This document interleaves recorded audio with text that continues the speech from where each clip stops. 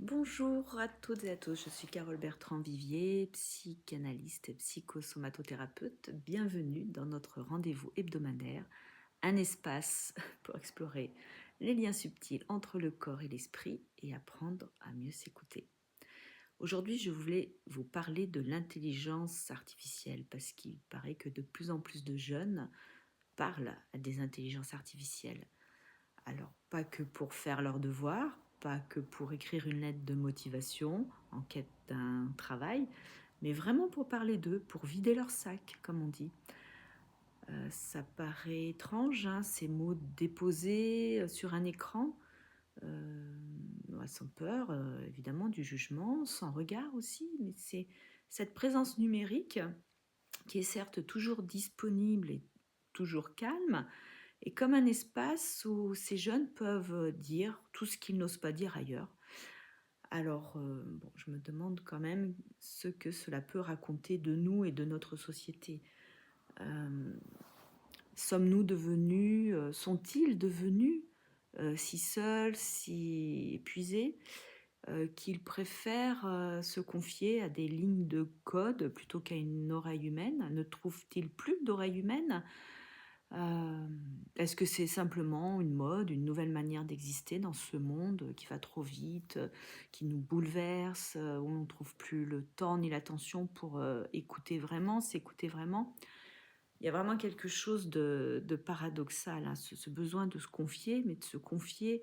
Oui, comment un humain, un être de chair peut se confier à une machine? En tout cas, c'est pas de ma génération, mais bon, voilà, je peux que constater que ça se fait. Et ouais, c'est vraiment une quête de trouver quelque chose, pas quelqu'un, mais quelque chose qui fait écho à sa douleur. Voilà, alors oui, c'est peut-être plus facile, hein. L'intelligence artificielle, encore une fois, ne va pas juger, ne va pas soupirer, ne va pas détourner le regard. Elle répond. Elle répond aussi, peut-être maladroitement, peut-être pas. Et puis elle est là à toute heure. Elle est là à toute heure. Donc ce n'est pas une psy, donc c'est pas une présence.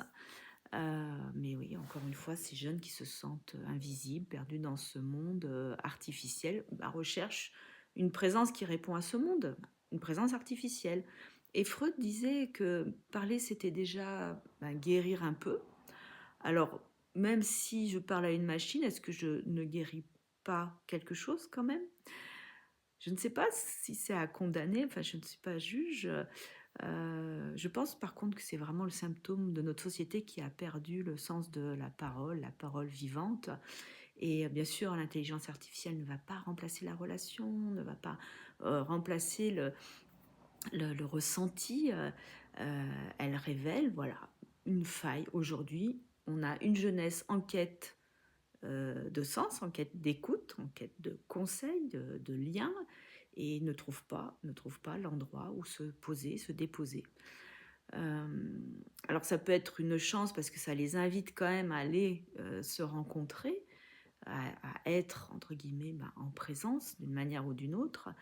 Mais bien sûr que on peut imaginer que ces machines, même un jour, ne suffiront plus et tant mieux. Il faudra revenir à ce qui nous fonde, la chaleur d'une voix, le poids d'un silence, l'erreur, le mystère.